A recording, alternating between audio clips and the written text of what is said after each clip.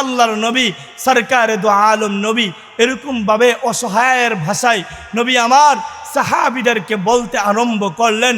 নবী আমার চেহারাটা মলিন হয়েছিল।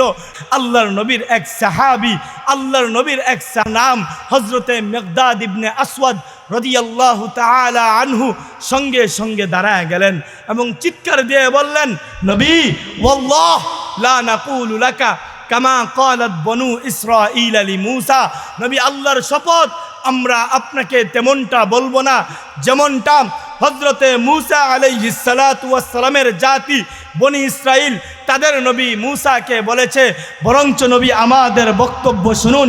নবী আপনি সামনের দিকে অগ্রসর হন, নবী আপনি সামনের দিকে অগ্রসর হন। ওয়ালাকিন্না নুকাতিলু আন ইয়ামিনিক, নবী আপনি টেনশন করিয়েন না, কাফেরদের ঢাল বেশি, আপনি টেনশন করিয়েন না, কাফেরদের শক্তি